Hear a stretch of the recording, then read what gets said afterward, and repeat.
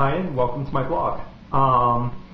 Today was an interesting day. As I think I've mentioned before, I'm involved with Authors at Google, and we had Kathleen Turner and Gloria Feldt come in. Gloria Feldt is the past president of Planned Parenthood Federation of America, and she co-authored Kathleen Turner's new autobiography, which looks like a really interesting read. I hope to read it soon. But Ms. Turner is an absolutely wonderful person. She's very friendly, very personable, great sense of humor. We had a great time. So I highly recommend reading the book. On other topics, I noticed that people have been watching the videos I posted yesterday, which is really good. I'm glad people enjoyed them. And we're posting some comments. So I'd like to address some of these comments. I think a few weeks ago, I made a comment about trying not to be stupid when you make a comment. There's just one here that's kind of like a little bizarre, and I think needs to follow that advice. The comment was, what would I tell my trans brothers and sisters about a non-inclusive ENDA? And I really think I answered that in my initial response, which is, I support the trans-inclusive ENDA. I think that what the HRC did was abominable. I think that there's just no excuse for it, and that if I were in the position of power, if I were a god who could make people do everything I want them to do, I would have said, don't bring up the bill. Just kill it if it's going to die. And so being asked what I would tell people for something that I don't support just seems a little bizarre to me. There were some really good comments too, and I'm going to address those. First of all, Babylon Girl, who apparently knows me, but I don't know who it is, so if you want to identify yourself, that'd be really good. You, for one thing, said that there were no LGBT politicians, New York City politicians there. There were LGBT politicians there. There were politicians at the dinner. My guess would be the dinner raised somewhere around $500,000. There were lots of people there, and there were about 20 protesters outside. I believe the article I read talking about the protesters that my friend Babs sent me said that they expected hundreds of protesters. Well, you've got 20.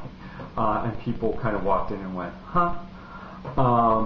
I think Idina Menzel, I'm not sure whether she was there, made some reference to she wants to support a good organization. If you look at the one action of ENDA, HRC did absolutely the wrong thing. But does that mean that the Corporate Equality Index is also a bad thing? Does that mean the actions they took in New Jersey when a couple was denied rights to have a civil union ceremony on a pavilion that's open to the public, and a church lost their tax status for denying them for the pavilion? Is that a bad thing? To say that, one action is so poisoned an organization that organization should die is just a bit bizarre. And I do think that the HRC did the wrong thing, but sometimes you make change by working within the organizational structure rather than from without and throwing stones and throwing eggs. I made the comment that there is no other viable organization out there that does what the HRC does. And while people have said they lost their moral high ground, or or what they did, is just wrong, and we should protest them, we should do everything, you haven't said what the other viable organization is. Who's going to take their place? Do we go back 20 years before the rise of the HRC to a time when there was, no real viable organization or a lot of competing organizations? It's just counterintuitive. So please, if you want to tell me who you think the viable organization is that's going to go out and lobby for LGBT rights exclusively, that has the monetary resources to do that, that has the political connections to do that, I would love to hear from you. I don't see one out there. Next, somebody asked, did Joe Salamis really say that this was planned all along? I didn't actually hear that when he said it. Maybe he did, maybe he didn't. I can go back and look at the tape. I have heard those rumors. I've heard people that were in the room last April-ish time frame prior to ENDA, where they were laying out a strategy that basically said that they were going to, if they needed to, abandon a trans-inclusive ENDA. And I believe those people when they said they heard that.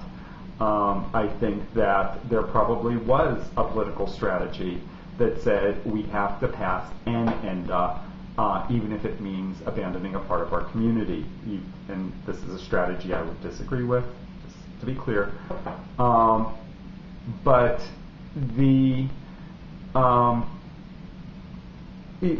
I think that there's a political reality here, and it's not necessarily a political reality I'm happy with.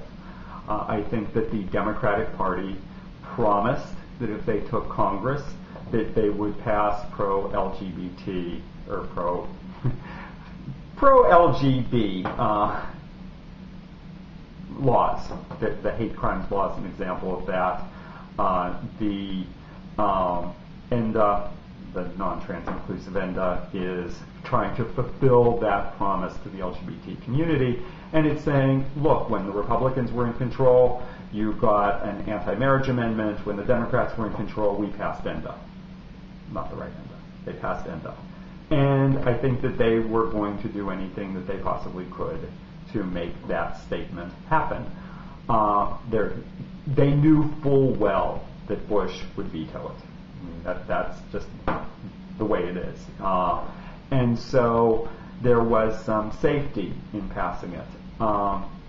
What I heard at the time was that when ENDA was being debated, or when they were doing their whip count, that there was enough votes to pass a trans-inclusive ENDA. But there were some members that didn't want to take that vote and were willing to vote with the Republicans on a motion to recommit. I think that those members probably could have been whipped by a strong Democratic leadership that had a commitment to a trans-inclusive ENDA, but instead we saw certain elected officials, the gentleman from Massachusetts comes to mind, who gave them an alternative, which was the non-trans inclusive ENDA, and that was the wrong thing to do. So in answer to that particular comment, I'm not sure whether Joe Salamis actually said that it was planned all along, but everything I've heard all throughout the history of ENDA says that it was probably planned all along. And politics, trying to get a bill passed, is strategy. It's just like a war. It's a game. And this is what the game that ENDA and the HRC and certain powers that be decided to play. It was how they were going to play their cards. And it is reprehensible that they did that. I'm not denying that, but I'm also not going to say that we need to destroy the HRC because they made one mistake. I think that we have to keep pointing out to them that they made that mistake and that was the wrong thing to do. But attacking them and don't give them your money if you don't want to, but there are lots of people that are giving them their money. And you're not convincing those people to not do it by screaming at them. So that's what I have to say on that. Anyway, I'll talk to you later, and thanks for watching. Bye-bye.